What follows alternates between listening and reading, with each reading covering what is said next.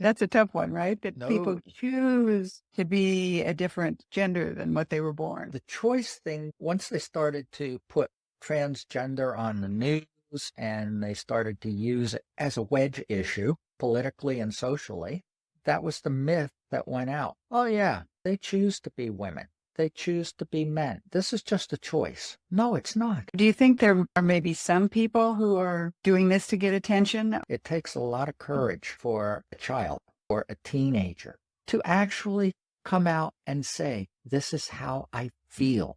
You're not going to do that as a joke because now the medical professionals can actually drill down on that and see how real is this? Anybody under that age of 18, under parental control, they should be evaluated.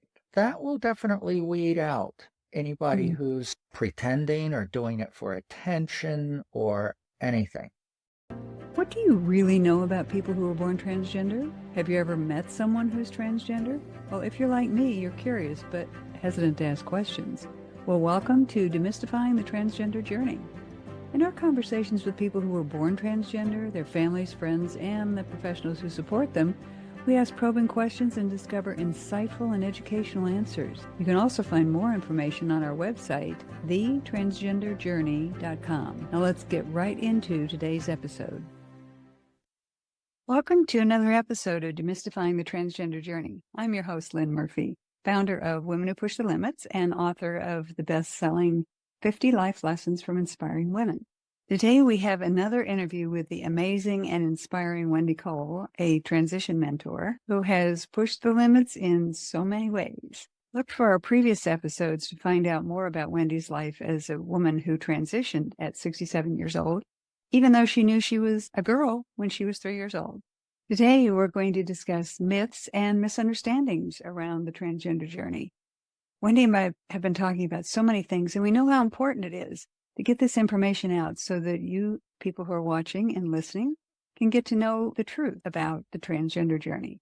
Wendy, welcome back, and thank you for doing another episode on Demystifying the Transgender Journey. Thank you, Lynn. I really enjoyed doing our sessions together, and it's been fun. It's been rewarding as well. And that's part of my whole mission in doing this, in what I'm doing and being so out with everyone. So I want people to understand this from my perspective, from someone who's lived it. Well, and for our audience who hasn't seen earlier podcasts or YouTube videos, Wendy is 75 years old. She transitioned at the age of 67 after being born into a boy's body, but knowing from the time she was 3 years old that she was a girl, and now is living a very happy and congruent life as Wendy. Exactly. So look back at our previous interviews.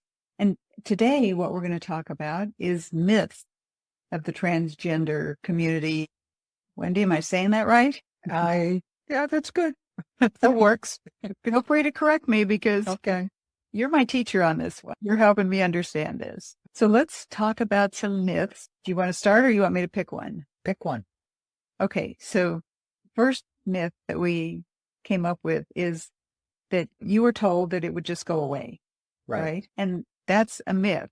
So you want to elaborate on that? Yeah. 10 sitting with my parents in front of a psychiatrist. He was talking past me to my parents that once he has a career, once he grows up, has a wife, has a house, has a family, he'll forget all about being a girl. And I spoke up at that session and said, no, I'm a girl. That was particularly terrifying to me to say that because it was in front of my father, who was adamant and all that he have a son. And I just declared, no, I'm a girl. This does not go away. I was told by my parents after 5 sessions with the psychiatrist, forget the fact that you're a girl.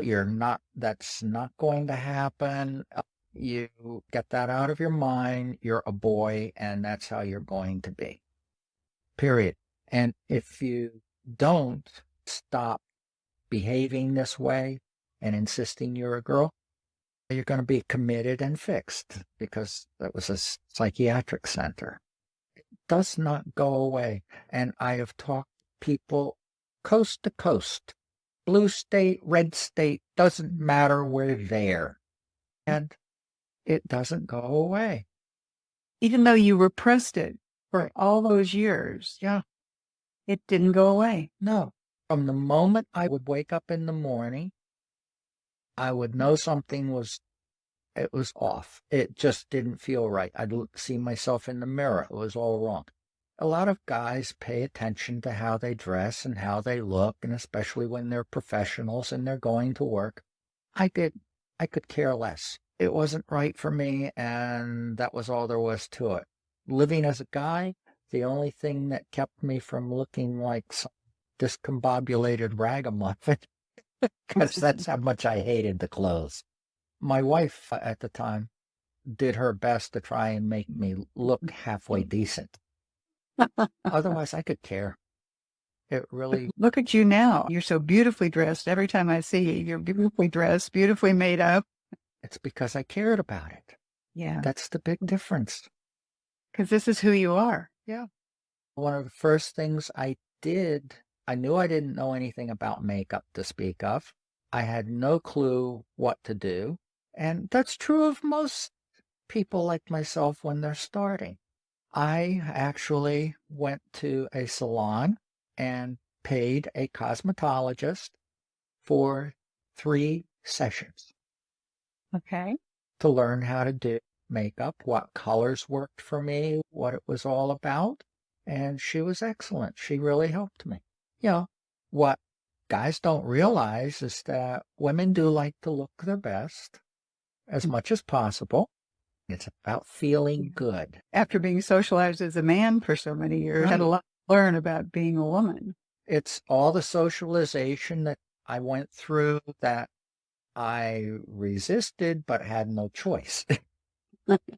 Let's go to the next myth, because you just brought that up, that this is a choice. That's a tough one, right? That people choose to be a different gender than what they were born. Let's talk about that. The choice thing, once they started to put transgender on the news and they started to use it as a wedge issue, politically and socially, that was the myth that went out was, oh yeah, they choose to be women. They choose to be men. This is just a choice.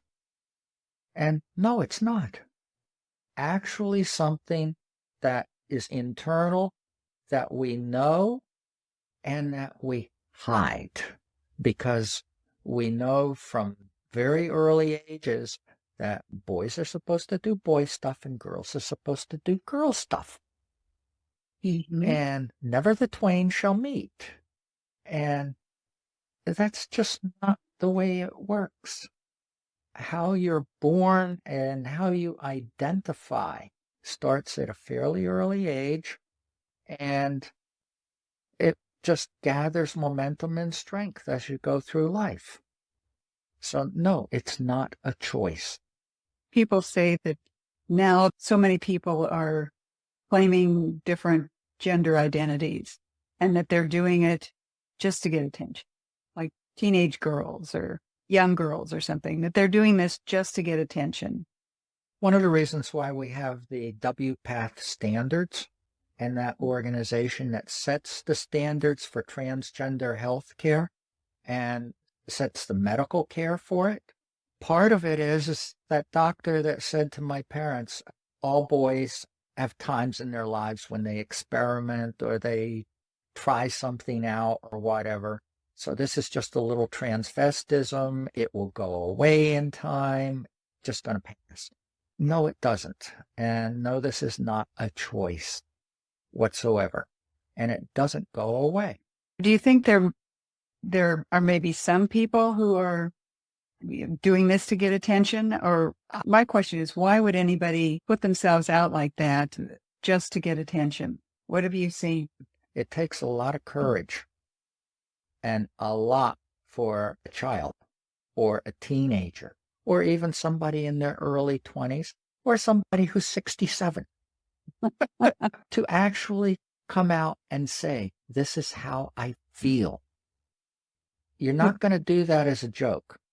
As I started to say, the WPATH standards are there because now the medical professionals can, especially therapists, can actually drill down on that and see how real is this. And when somebody is, as far as I'm concerned, I guess the legal age is 18, or anybody under that age of 18, under parental control, they should be evaluated by these standards. And that will definitely weed out anybody who's pretending or doing it for attention or anything. If somebody slips through the cracks, the professional who saw them didn't do the job. We had talked before about the difference between the sexual orientation and gender. And so maybe some of the people, young people, are identifying as lesbian, gay, bisexual, those types of terms that are more sexual preference is what you've taught me. Sexual orientation, love who you are attracted to. Which is different from the transgender situation. One of my friends said to me, she wouldn't wish this on her worst enemy. That's how powerful it is. That for so many years, and the drugs and the alcohol and the things that you did to tamp it down, right? It didn't go away. It didn't change. It wasn't something you were doing just for the fun of it. There were people that transitioned in the 1980s, the 1990s, even the early 2000s before the whole medical world changed. I've had conversations with other people like myself who chose not to transition back then. And part of that is if you did it, you wouldn't any longer be part of society. It would be very difficult to remain part of society and transition back then. That bad, yes. There are people who did it, and yes, I could have done it. It would have been difficult getting legal identities changed, any kind of medical support. That would have been makeshift on my own. There really wasn't anything available. People got their hormone therapy underground. In the 1960s and 70s, people went to Mexico, went to Europe, went to other countries on different continents to get surgery. And then they don't have the medical care at home that they need, or someone looking over the prescription, hormones, that type of thing. So I got that doesn't sound like something you would do on a fluke. It's not something that I chose not to do that. Yeah. But once I found out that there was medical support for it and that the whole thing had changed in 2012, that's when I decided, no, this is what I've got to do.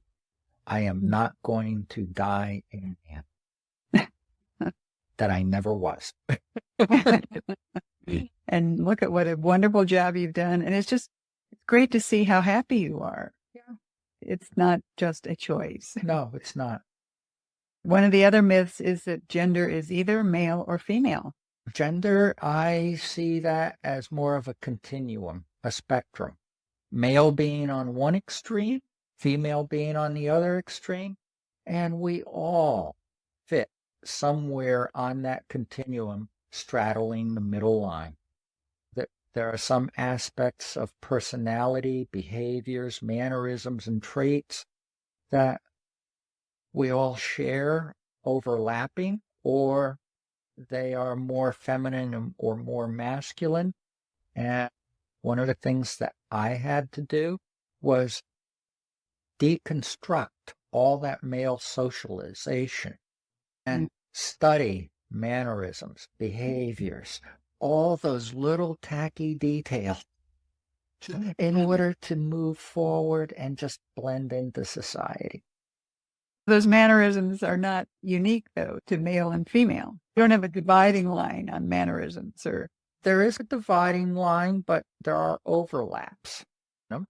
And the way when I initially started, I know a lot of those male mannerisms were still very present in me. Yeah. And over time, I've worked at getting rid of, changing, adopting a softer, more feminine ways of doing things. These mannerisms don't show up with the hormone shots, do they? No, You these have are to learn. learned behaviors. Very interesting. And you've researched all those? And Oh, yeah.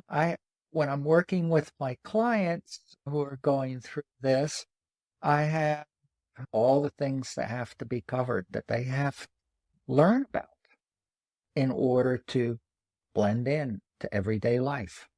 Mhm. I was determined when I started this, however I could do it, I was going to blend into everyday life as any other woman. No idea if I can, but that's what I'm going to go for.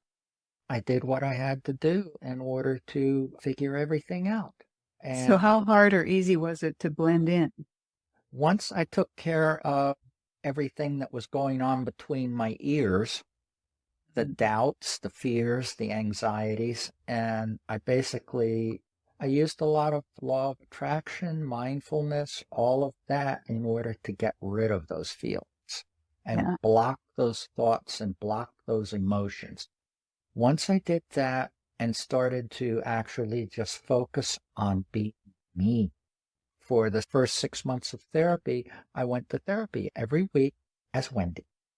And then on my way to therapy, on my way home, I gave myself life tests, which is what I encourage my clients to do. Go out and do something. Be in public. Be seen. Be a woman out in public. Be seen. And it gives them an opportunity to practice all of this. That's very important to do. And it makes a difference. And one of the myths that we talked about here is that transition takes a long time and it's difficult and that it's scary and traumatic. Bad. And what you're talking about, you're helping people not have that experience. Exactly. One of my clients said, I'm scared. I'm tired of living a lie and I have no clue what I'm doing. I said, great. That's why you're here. Let's get to work. And basically focused on what was going on in her mind, how she was seeing herself, how she was feeling, and started helping her figure out how to shift all of those beliefs. Within 6 sessions with her, she got down to where she did her driver's license, her legal name change. Everything was done. And she did that in 6 weeks. Once she started changing how she saw things, how she felt about them, I said to her, you're going to find joy at the end of this that you never believed possible for you. And she did. When we finished my program, she was living full time, legally changed her name, everything. Then she decided this was easy. You're right. This is easy. And it's fun. And she did the whole transition, all of her surgeries, everything in 11 months. You had given her hope. You had guided her through what to expect. Exactly. Given her skills for dealing with what was going to come, how to do this, your life tests, those things that you teach people, teach women how to do those things. Exactly. Yeah. It's amazing. There's a lot of things that change during that. And this is the thing that, one of the reasons why I say we learn to embrace change by going through this process. It is a profound life change. Oh, it's a huge life change. People are scared to change jobs, much less change their whole outer and inner appearance. Exactly. Outer appearance. Outer, inner, whatever. It's a complete change. You get to a point where, oh yeah, I've been through a lot, and this thing that I'm facing now is nowhere near what I've gone through. I've had a coach for years who would do that very same thing with me, just in the changes that I'd be going through. And she'd say, remember such and such a time when such and such happened and how you handled it then and how you just handled it now, the differences. So to have a coach like that who sees progress in their coachee and can point that out, because for me personally, I just go from one step to another to the next and don't take the time to reflect on the progress that I've made, Mm. you can be so much help by helping them reflect on the progress they've made and Exactly. encouraging and giving them hope. What a wonderful thing for you to do for them. This is a lot easier to do with somebody who is guiding you. Yeah. I view myself as a guide, Mhm. somebody who is showing them the way, Mhm. assuring them that they're going to be okay. Yeah. And when I'm told by people in the community that transition takes a long time and is very difficult, my statement back is, if that's what you believe, Yeah. then it will be. But it's only a myth. And it's only due to your beliefs. Yes, there's work. Yes, it takes time. Yes, it's challenging. But with guidance, you're going to get through it and feel great. All right. So we've crossed that myth off our list. You're saying that myth is that sex and gender are synonymous. So True. let's clarify that for our audience. Okay. Sex. That is what you are assigned at birth. Gender is how you really feel. Gender is between your ears. Sex is between your legs. Sexual orientation, that is who you are attracted to and who you love. And it has nothing to do with your gender. Those are separate issues. Good. I think that is very clear. So then the other one talking about transgender people are gay. Oh, I get things like, oh, so you've always felt you were a woman. Are you gay? Because you were married to a woman. I was married to a woman while I was in guy mode, living behind my male facsimile, as it were. Mhm. And that was part of what I needed to do in order to blend into society and fit into normal societal norms. It had nothing to do with how I really felt about anything. So as to whether or not I was gay, no. As far as I was concerned, having sex with a man was gross. I couldn't imagine doing that. My male facsimile just totally rebelled at that. Not even curious. But again, I didn't find being with women that satisfying either. I was in the wrong body. So nothing was fitting together in either of those No, categories. I just knew that's a checkbox, and in order to not be committed, I had to do this. Committed or lobotomized. Exactly. Yeah. You did it to survive. But Exactly. then you also shared with me that after you had the sex change surgery, the bottom surgery, Right. you weren't sure what your sexual attraction would be at that point. I had no clue. I still had the leftover vestiges of my thoughts about being gay. No, I'm not gay. I still had those thoughts, but now I had a completely different body. Does it work? That became the curiosity. And that's Does it what work as a woman? Yes. exactly. My surgeon did a beautiful job. She told me that any gynecologist was going to look at me and go, when did you have your hysterectomy? Because that's what it looks like down there. Is this going to work with a guy? I don't know. I'm curious. So I did it. I figured, okay, one time, Experiment. You're another first. another first, an experiment, and let's see what it's like. It was fine. I loved it. It felt right.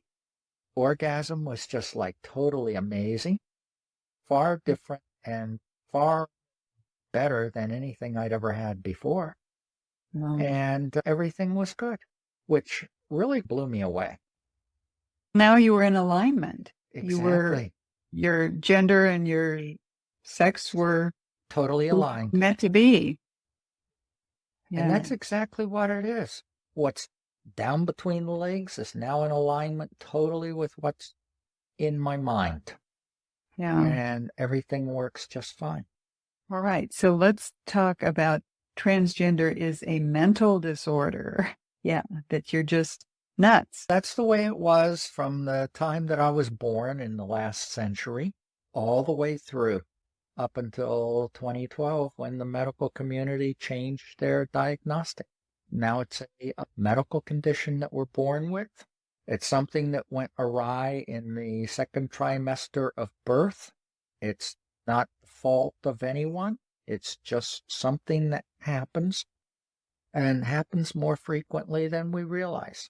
There were some in the 40s and I believe the 50s, there were some drugs that they gave women who were in high-risk pregnancies that contributed to this happening.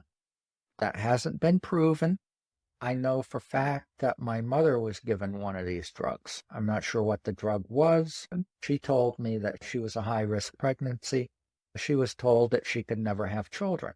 When she found out that she was pregnant with me, they gave her medications for high-risk pregnancies. Interesting. I've since heard from other people and have read that has contributed to this happening in some cases. But the bottom line is this has happened for decades, centuries, in every society. There are, I forget exactly what they're called, but in India, there's a whole sect of people who are essentially like me. Yeah, I've heard that. In the Indian society, they're treated very badly. They're ostracized. Basically, they survive by doing sex work. I feel that in our society right now, everything is as good as it's ever been for us. There are people that are trying to legislate us out of existence again. And I don't think they're going to succeed at that. At least I hope they don't.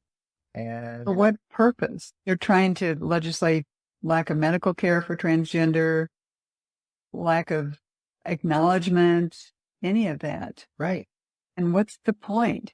They have this heteronormative ideal of what society is between men, women, children, families, and that's it. That's all that exists in their world. Yeah. Somehow or another, they view me as a threat. It seems to me that by repressing or forcing people to repress what's going on, the disconnect between gender and your sex organs, that, and you talked about this too, that the suicide rate, you talk about a psychological issue, that they would be forcing people by not allowing and not acknowledging and prohibiting things, that suicide rate would climb in people who felt like they couldn't do anything about it. And I've thought about that, and here's an interesting thing.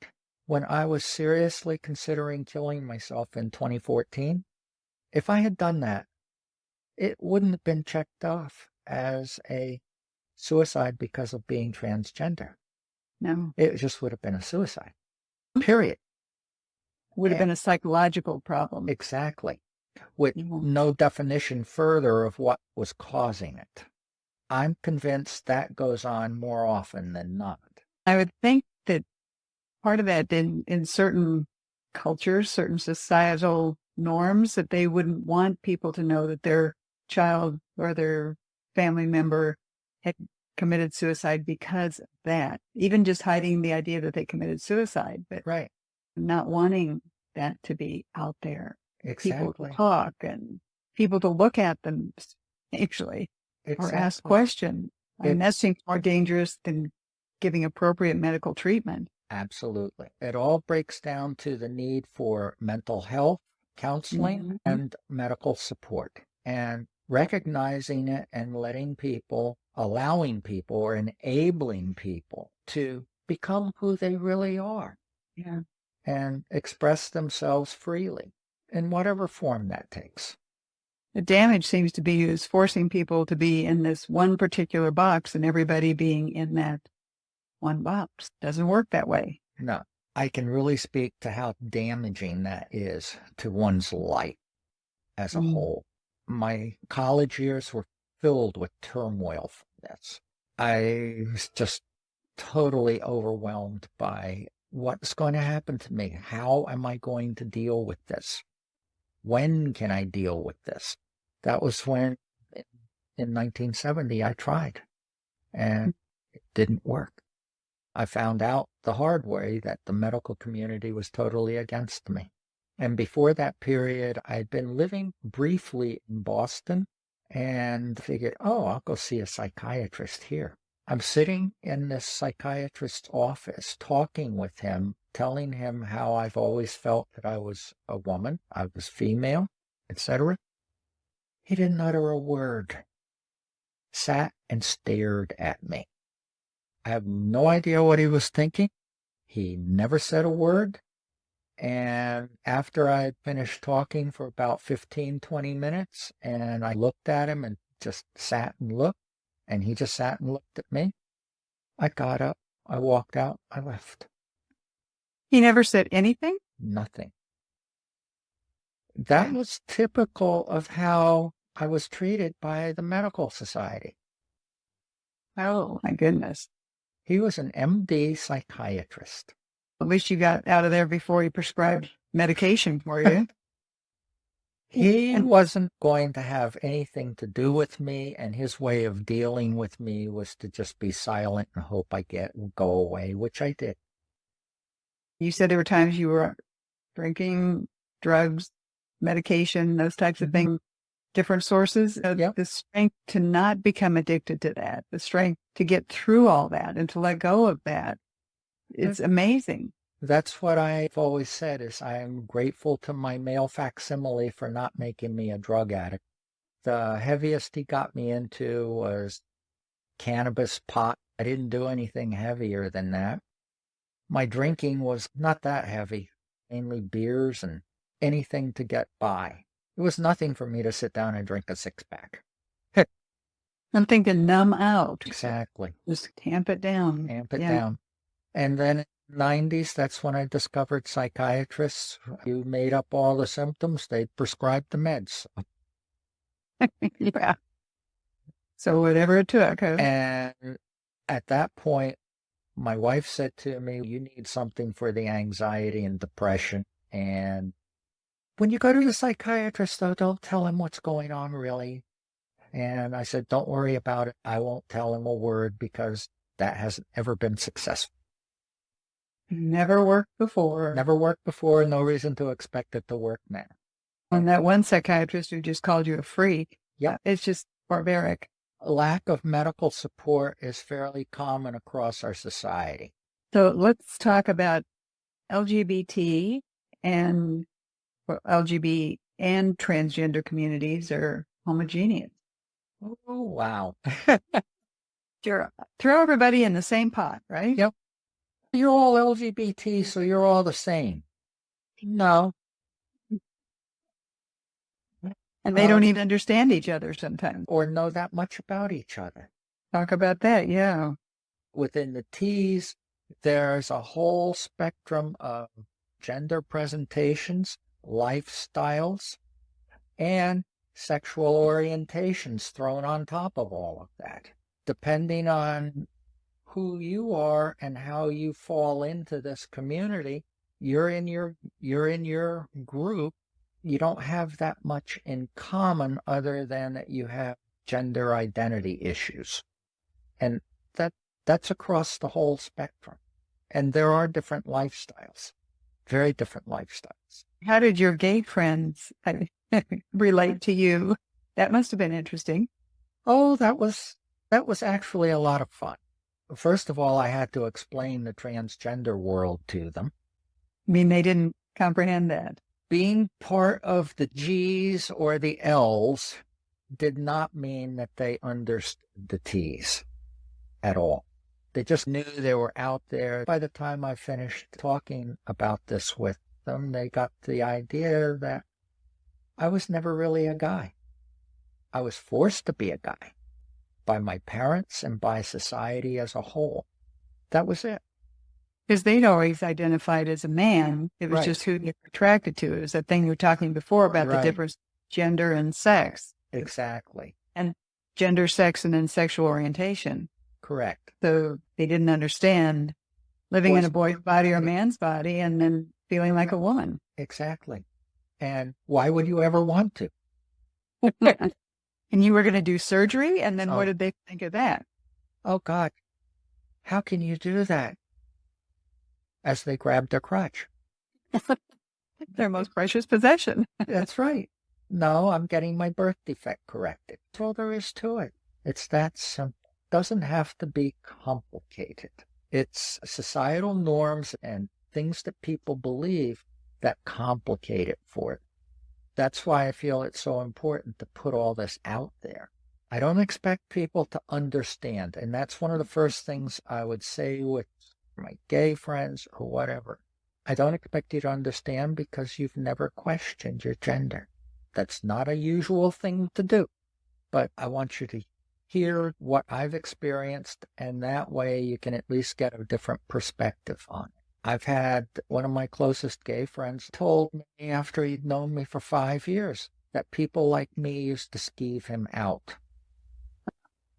Because people don't know. And that's what's so important about having these conversations and giving people an opportunity, if they'll take it, to at least hear the other side of it and to see humanity. You're human. Exactly. I worked at a supermarket for 3 years as a cashier. I never came out to anybody there. I didn't tell anybody. One of the things that I had to get over, because a lot of the people that are in my part of the community, I would say, live stealth like I was living. Just going about their everyday lives, going to work, blending in.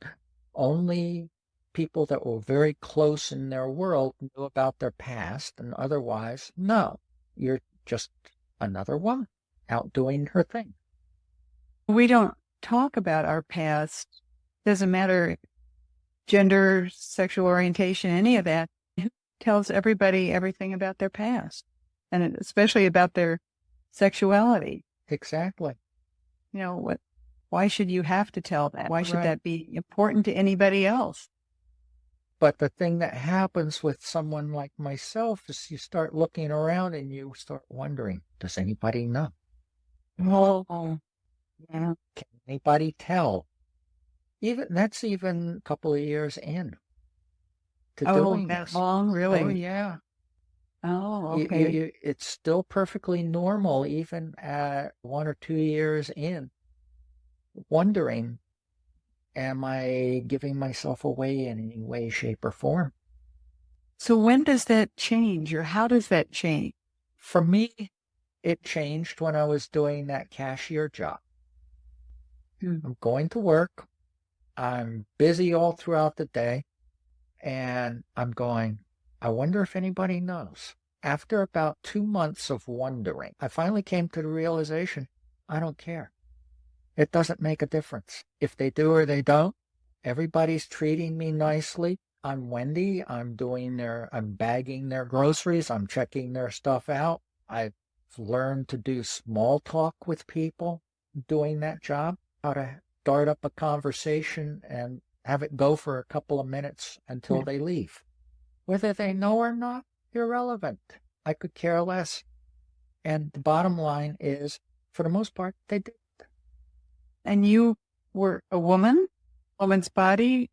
What difference did it make if they knew your history? But there's that mental part. What you're saying is that you had, and you talked about this before, making the change between your ears. Exactly. And how important that piece of it is to get to the point of saying, it doesn't make any difference. It doesn't make any difference. I haven't had any really negative experiences. Whenever I revealed myself to someone, I haven't had any blowback from that at all.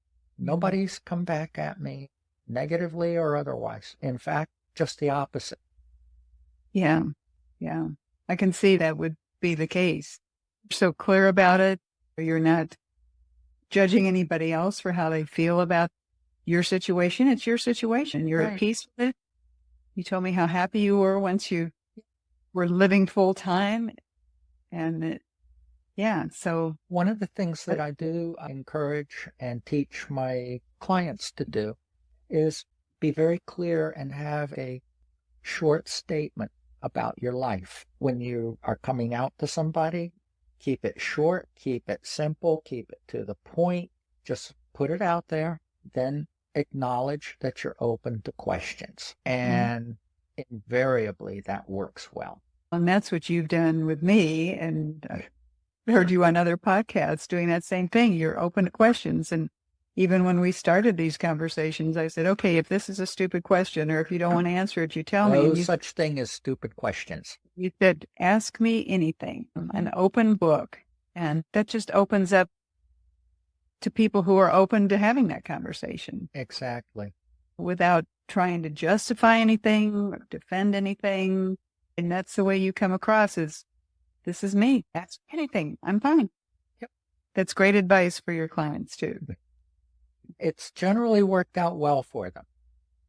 I'm sure it has, because it worked well for you. People in general are not bad. They generally want to be nice and they want to get along with everybody else. And I'm just not concerned. That leads to one of the myths that you and I talked about. Sure. If somebody dates you and you're a transgender woman, does that mean they're gay? Absolutely not. And this is, again, you get into the transsexual part of the transgender community, that segment of the community. There are those who absolutely do not want vaginoplasty surgery. Bottom surgery is what it's typically called, because their penis is their favorite sex organ and they can't imagine being without it. Okay. That's okay. By WPATH standards, the World Professional Association for Transgender Health, according to them, all surgeries are optional. Even hormone therapy is optional. They enjoy that, and they're perfectly fine, comfortable having gay sex. Because of their genitals and who they're having sex with, that's how they feel. That's the nature of it. It's gay sex. Whereas, it makes sense when you're explaining that the sexual orientation is not the gender identity.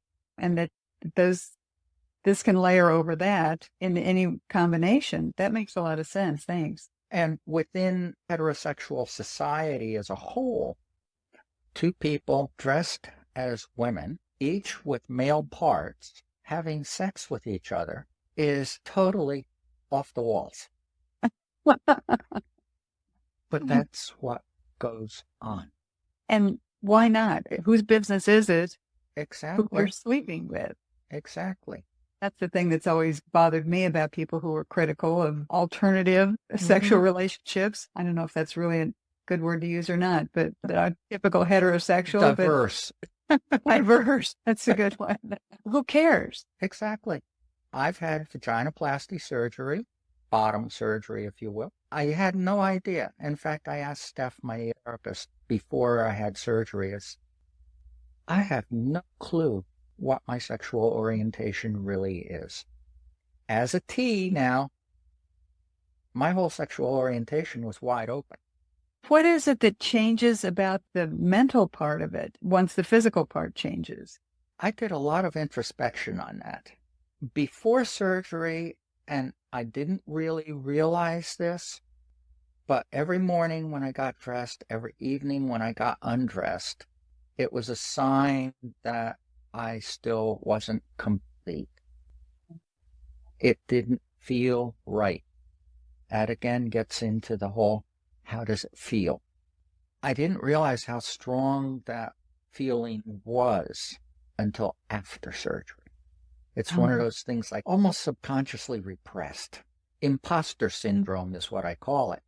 Oh, okay.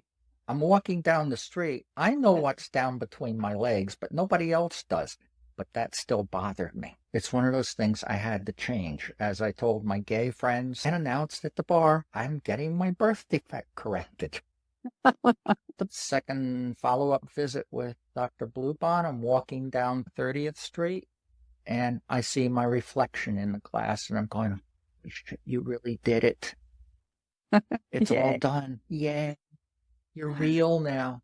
That was my alignment. I felt aligned with who I was.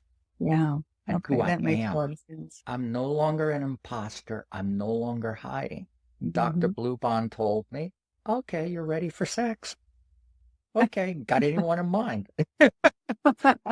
I had no idea. It's one of those things that I had to go find out for myself. Tune in, and you're so good about tuning in to yourself, to your thoughts, to your feelings.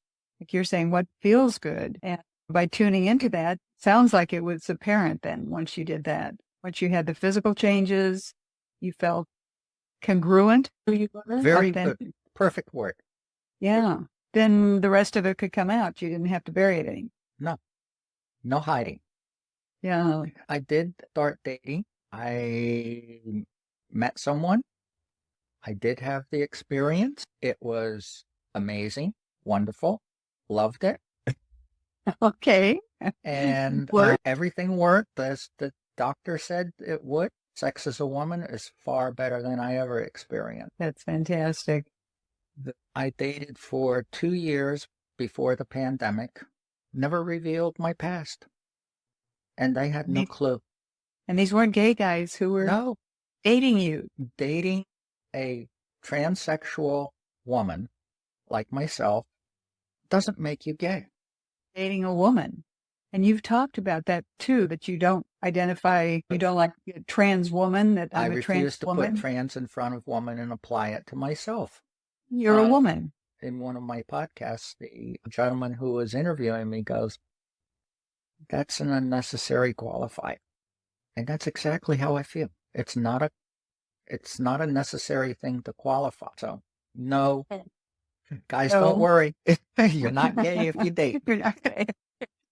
Let's talk about a couple other myths before we wind this up. And Sure. one is that cross-dressers want to be women.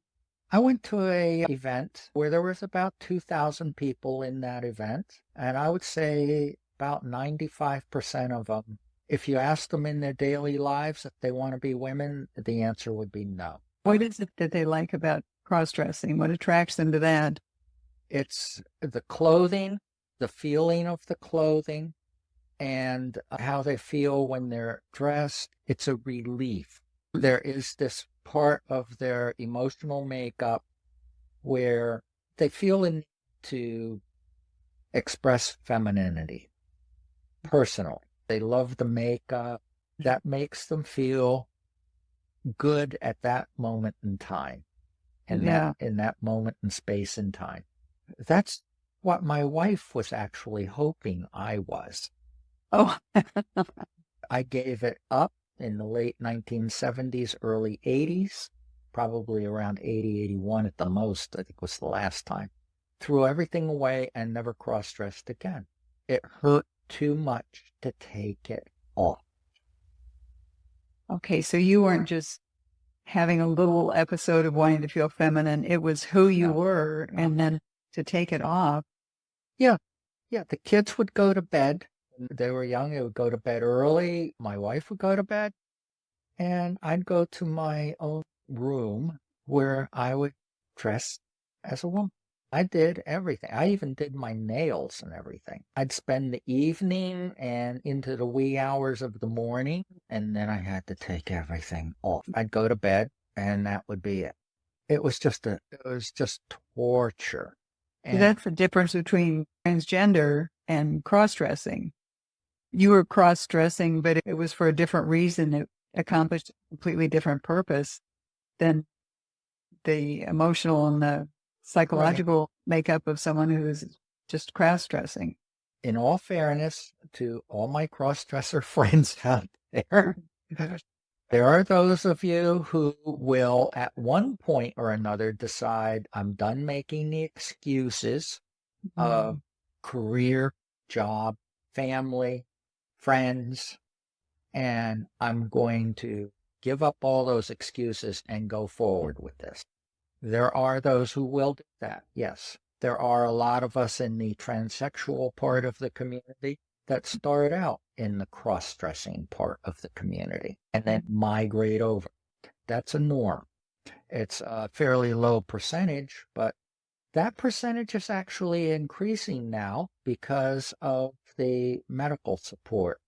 It also depends a lot on where you live in the country because of the social and political issues associated with this. I have been in North Carolina, Virginia, as me, not a problem. I'm out and about in society just like anybody else, and nobody better than I, and nobody cared. And this is what I tell my clients. If you take care of what's between your ears, your mannerisms and behaviors, and do that kind of work to focus on yourself, your best defense, even in those states, is to do your best to blend in. If you do that, you're going to go through that society like, no problem. You're just another woman. Yeah. And nobody's checking under your skirt. No. The bottom line is when you do get into problems within more conservative parts of the country, is when you're out there saying, I'm a trans woman, or you're putting your whole transgender history out there in everyday life. That is going to put you in front of some people who are going to give you trouble. But your idea of blending in, you're another woman. That's your best defense. Yeah. There will be haters. There will be. And they are there. They found me. You said on some of these podcasts, you've been getting some nasty comments, but yeah, my very first one that I posted, I got over 80 haters. But it bothered me at first, but no. What can you do? Nothing. You're educating people. You're being authentic. If they don't like it, there's nothing else you can do about it. One of the things that usually concerns people like myself too when they start this is friends. Oh. I, as a guy, didn't have many friends because I had this secret to hide, and I spent from childhood all the way through doing everything I could to hide. And I didn't feel like I fit in with the guys. I didn't have that many guy friends.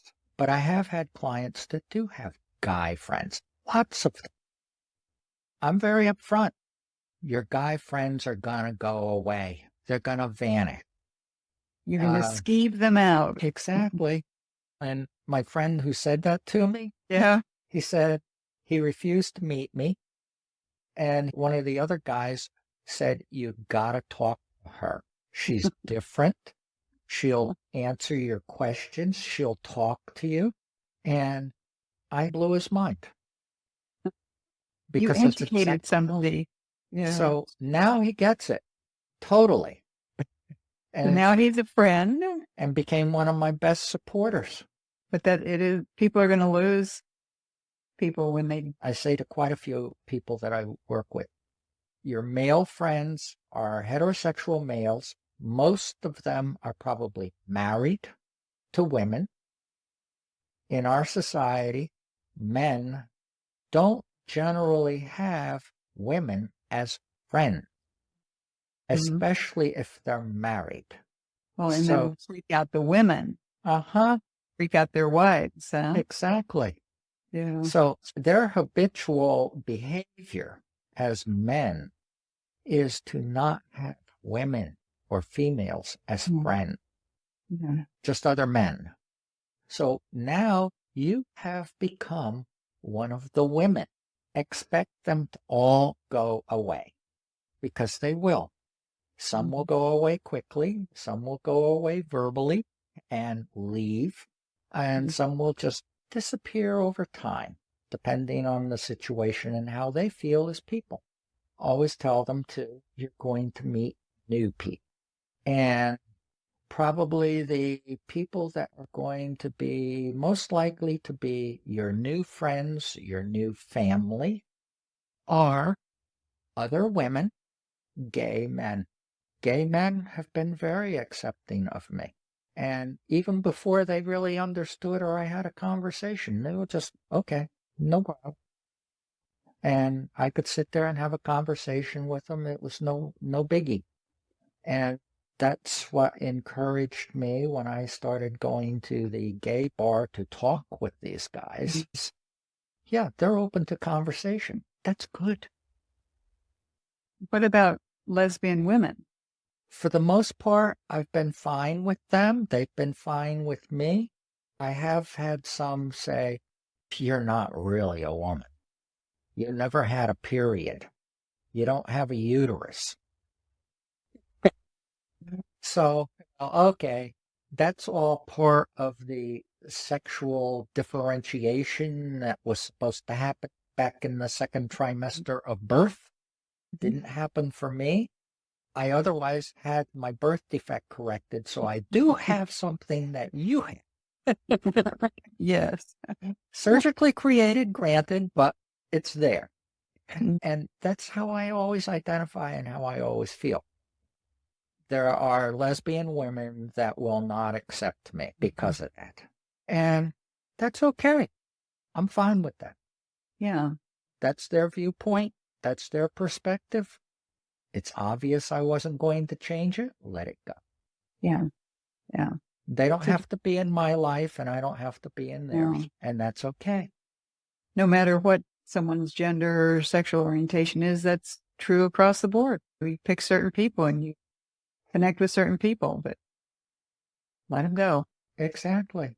I can't emphasize enough to people before they even consider doing what I've done, that this is a whole new learning life experience. It's a growth experience. It's totally different from anything that you would ever try. And there are so many benefits for it.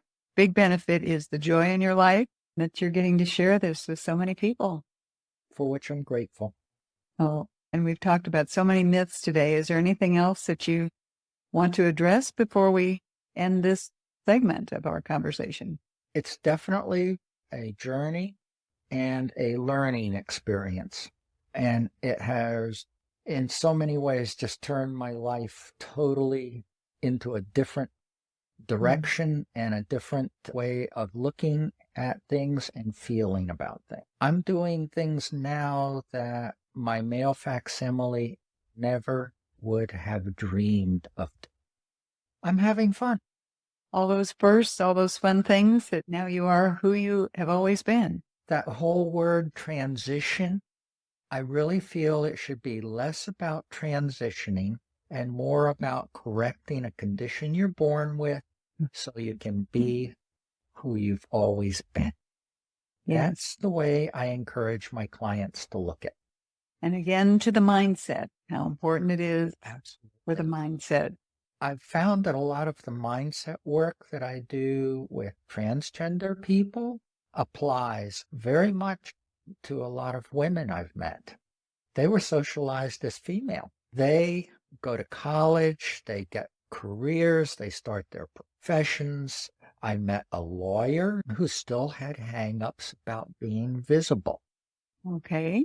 It turns out that's all stemmed from her childhood about girls don't stand out. That's guys do that. They get up and do those things.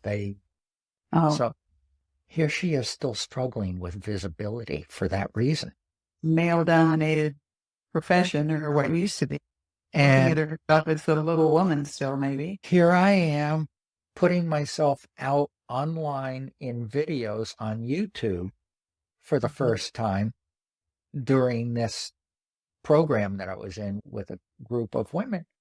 And it just blew them away. One of them said to me, I'm doing more in this group than I ever dreamed possible, and it's because of you. That would feel good. Yeah. But that's when I learned that what I work on with mindset and shifting your beliefs and learning about possibilities of life, that applies to so many people. Not just transgender, just a more profound life change. Profound is a very good word there. You hear women who are empty nesters or who want to go back to a career that they left when they started a family, or they're widowed or divorced, or there are all kinds of things that what you're helping people with. These are great candidates for your coaching program. Yes. You mentioned the word empty nester. The first time I ever spoke publicly in front of a group of people was in Manhattan. When I finished speaking, one of the women walked up to me. She said, my husband and I are now empty nesters. He's a doctor. We're wondering if we're going to move, what we're going to do with our lives, how we're going to be. And she goes, I'm all stressed out about that. And she goes, you need to change your approach for your speaking. it applies to every. Yeah. I listen to you, and if you can go through what you went through and be this comfortable with who you are, I can handle any. Terrific. That was my first clue that what I was doing had much broader applications to society as a whole. Universal, really. As we wind up today, Wendy, tell our audience how to reach you and the kinds of things that you're doing and that you're open to helping people with. Please reach out to me, meetwendycole.com. Thanks, Wendy. We'll put that in the show notes so people can look at that and make sure that they can connect with you. Okay. And thank you for this conversation today. It's been fascinating to talk about myth of the transgender community and for you to help people understand, help me understand more about what the truth is from someone who's had that experience. And thanks to our audience for joining us today on this episode of Demystifying the Transgender Journey. I'm your host, Lynn Murphy. We've had such an inspiring and educational conversation with Wendy Cole today, the transition mentor who has helped to educate us about the transgender experience. So share this out to help educate people who are bombarded on a daily basis with misinformation and disinformation, especially on social media and even on some of the news. Subscribe to this channel on YouTube or your favorite podcast platform so that you don't miss a single episode. We've got so much to talk about, and we've got so many more episodes coming up with Wendy and with others. You don't want to miss one of those. We're adding episodes all the time. So we'll see you next time on Demystifying the Transgender Journey. Thank you for joining us today on this episode of Demystifying the Transgender Journey. Remember to subscribe so you don't miss a single episode of our fascinating interviews. You can also find more information on our website, thetransgenderjourney.com. So until next time, stay curious and stay kind.